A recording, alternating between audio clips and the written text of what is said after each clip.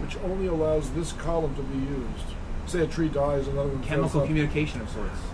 Correct. Whereas if you go to a deciduous forest, not only are the branches intertwined, the root systems are too.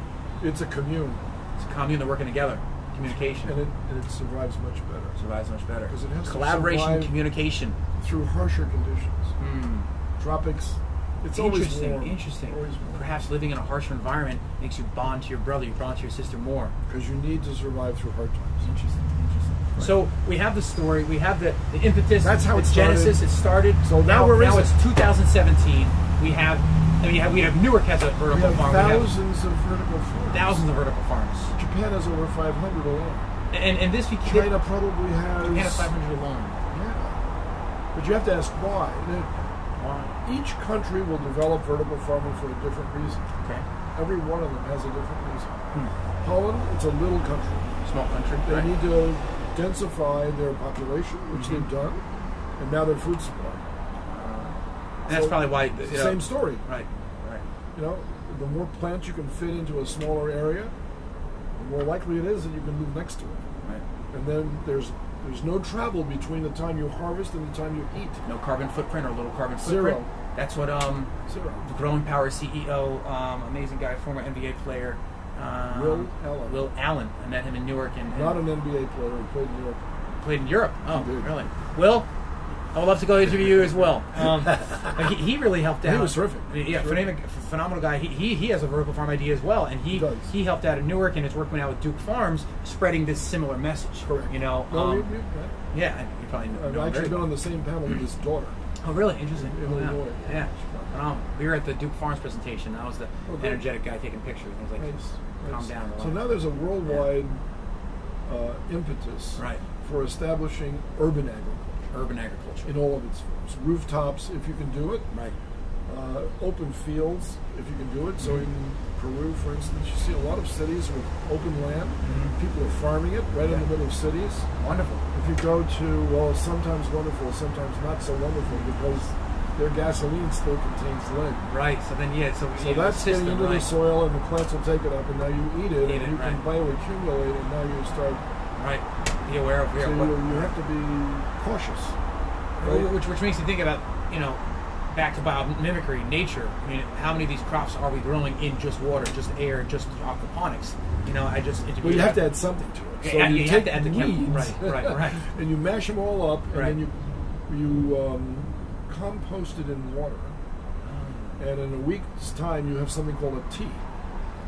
And this nutrient tea is what they use to feed the plants. So is the chemical, I don't know, I'm using that word very loosely, additives or that we put into adjust pH, nutrients, to make things bloom, to make them vegetate, grow.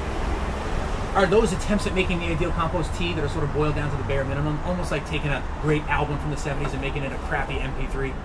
Well, I'm glad you asked. Because I interviewed this great guy George Irwin yesterday, and he is doing phenomenal stuff in 13 countries, has all these vertical farms, and he has the MIVOs, Green Living Technologies, on here. Sure. And he was saying how we were talking about crunchy lettuce, nutrient depleted crunchy lettuce, and it's so funny. And I was like, oh, interesting. So he brought up a point that maybe there is some genius and some biomimic genius, some nature genius in soil, and I just thought from what you said, right.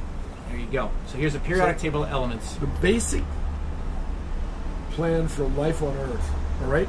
So when stars form, and they compress, hydrogen, and then you get an ignition of the thermonuclear reaction.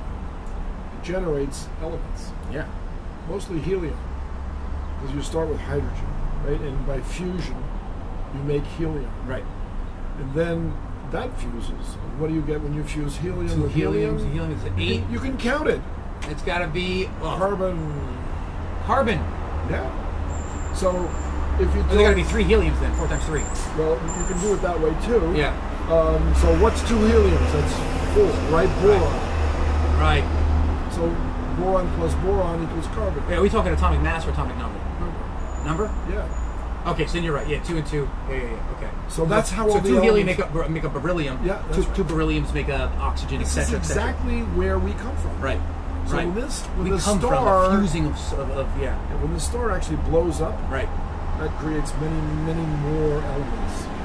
iron, and the heavier elements are created this way as well. Right. So that then accumulates somewhere else in another cloud, and the next thing you know, you've got the evolution of galaxies, and that's cradle to cradle as well. Yeah, and time frame is huge. Yeah, and so, but that's where they all come from. They all come from. Now, here's the interesting part of this chart. Right.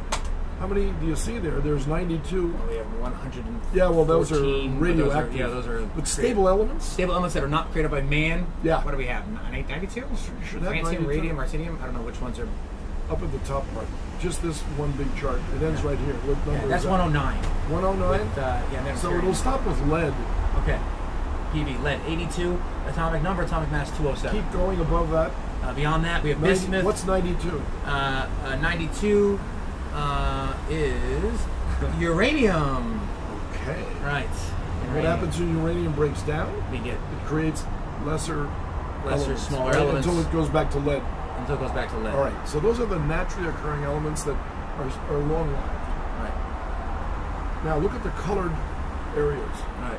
Hydrogen, magnesium, potassium, calcium, those boron, are the carbon, only nitrogen. Ones that life used. Of Oxygen. all of the 92 elements, they've 92. only used 16 elements for plants and 24 elements for animals.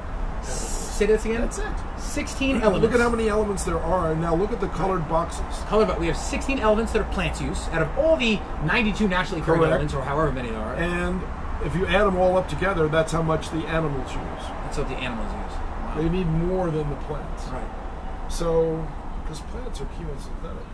Plants are chemosynthetic.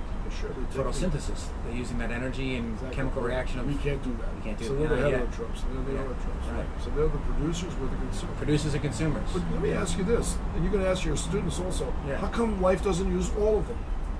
They're there. What's wrong with us? Because life's conservative. I don't know. There must be some patterns in life that fit into the way molecules interact with each other. Yeah. Yeah? We don't know the exact answers, but we do know that there is one animal on this planet that uses them all. Bacteria? Humans? Oh, humans, because we use them not just What's for... in this cell phone? All sorts of stuff. Pick that apart and made a list of, you can find almost all those elements. Yeah. So there was another great ecologist whose name was G. Evelyn Hutchinson. G. Evelyn Hutchinson. And he taught at Yale University. G. Evelyn Hutchinson. Can you sign that for I will. I'll do later. Okay. G. Evelyn Hutchinson. Evelyn Hutchinson. Hutchinson. And he's famous for having said, of all the animals and plants on Earth, there's only one that uses all the elements, and that's humans. And if you look at the damage we do in trying to extract those other elements that life doesn't need, yeah, it makes you think of of heavy metals. It makes you think of the future is better than you think. Abundance. The future is better than you think. That Peter Diamandis. There's a quote. I don't know if it's from him. He said co-author. Yeah, co-author with someone else. Yes, Kevin Coulter. Kevin Coulter, and they said that out of all the species on Earth, something along the lines that we should learn how to thrive like the ant, which is more productive than the human. We're the only species in X amount of times which has done so much destruction, because all other organisms, not some, not most, all other organisms give back to and contribute to their environment, not kill. They have to survive. So we're at that we're at that tipping edge, the tipping point where we have to start living in balance, or we will continue to yeah. Well, remember the common thread throughout evolutionary history is extinction. Right. Common thread is extinction. Name something that hasn't been extincted. Coelacanths? Maybe. There are a couple of other cycads. Maybe like perhaps alligator. Bacteria. Right, maybe sharks. Some sharks. Like a have horseshoe been around crab. for millions of years. Right. Not the same as they were then, but similar. They sort of made it. Right? Yeah. But rare. Right. Rare. Mostly it's gone. Right. So are we heading in that direction? Even though we have consciousness, even though we can predict the future based on the past, create the future based on our actions, right? We may not be able to do anything about it. We may be suffering from the worst disease you can possibly imagine. Which is? We know what's going to happen, but we can't prevent it. So we are doing it to ourselves. Right, self-inflicted. So so I want to have just like you had this positive. So I think it's really important. I want to say that one man with one idea has created this, ignited a spark. 7 students with 7 students and a professor. And without those students, this would have never happened. So don't you forget the role they played in this, because I owe my life to them. Right. And my that's their future too. Right. And I guess the reason I'm saying this is because not only do I always love to inspire, but more than just inspire, to like make people think that, you know, never doubt that, you know, a small group of people can change the world. They usually are the only people One who have. man can plant an entire forest. Right. So that's the man who planted trees. So we do have hope for this. I have faith that we can make a positive change and fix more carbon, have more vertical farms, whether you're going to use compost tea to make sure that's the best way to do it, or whatever. You know what? Do the science. Do the science. Follow the nose. Truth will tell you what to do. Right. Don't have an opinion. Ah, love that. Do not have an opinion. Do not have an opinion. And you tell that to the guy who said, I should pay them. Do not have an opinion. I love that. Based on what? Because you're talking facts. A true scientist, his ego or her ego is separate from what he or she is investigating as best we can. We have implicit bias and other things, but that's beautiful. So not have an opinion. When you observe something, your job is to disprove it. I love that. When you observe something, your job is to disprove it. I know I didn't see that. That can't be what's happening. Right. And the more you find that's the same answer from different directions of approach, the more likely it is that it was true. You can never prove absolute truth. Never. So you're always doubting everything. That's why it's called an hypothesis or a theory or probability. That's where the people who are climate deniers can come in and say, well, you know, there's a 95% chance you're right, but there's a 5% chance you're wrong. Right. So wait a minute. As a great scientist, I want to sit here as a doctor. Right. And I want them as my patient. Right. And here's my scenario that I will create. And then you tell me what they'll do. Right? Okay. So that's what they said about the climate. There's a 95% chance you're right, but there's a 5% chance that I'm right. And I'm going to stick to my 5% chance. Right. Really? Okay. So now let's try something a little bit different. Okay. This same person goes in for their annual physical checkup.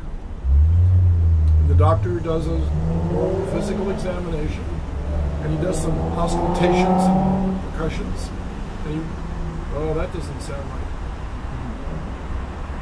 My goodness. You know, I think I would have to recommend an x-ray for you. Right.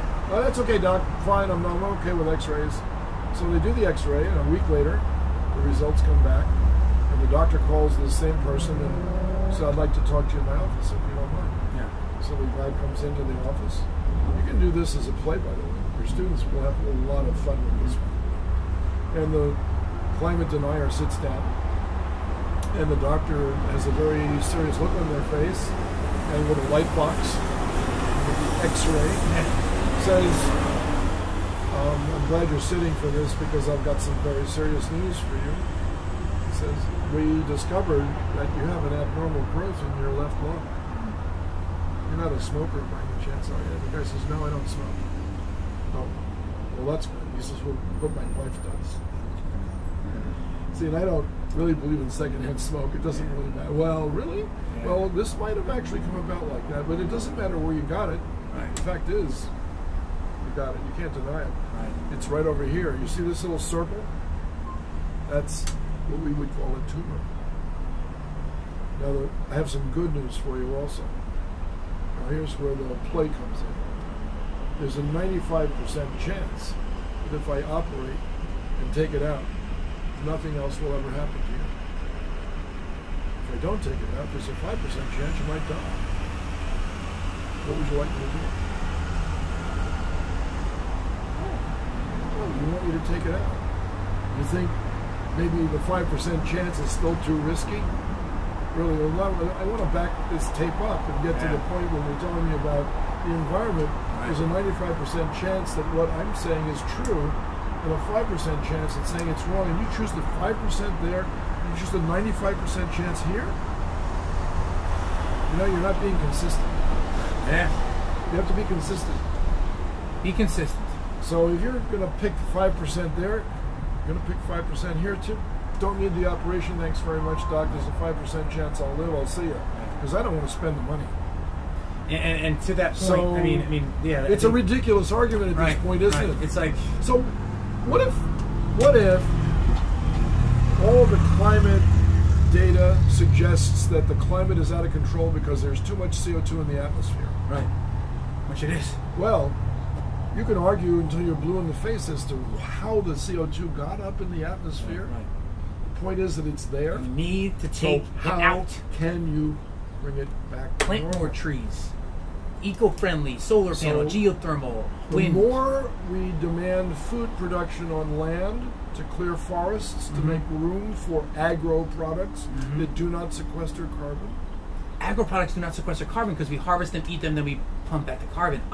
So those huge oak trees, as Jamie Cloud says, have capitalistic value. Hundreds of thousands, if not millions of dollars, these forests are worth. Natural capital. Natural capital. That's natural capital. So we need to restore our natural capital. Yeah. So Wilson, I think I need to come back again. I want to talk to you for another 5 hours. E.O. Wilson wrote another book called Half Earth. Yeah. It's a new book. And his thesis is that if we could just restore half of the damaged ecosystems on the planet, the carbon problem would go away. Thank you. Alexander? Any closing thoughts? To that was my closing That was thought. Awesome. That was awesome. Thank you. It wasn't mine. It was Thank his. You. Thank You're you. welcome. Thank you so much. You're welcome. Awesome. You're welcome. Go get this book, The Vertical Farm. Awesome.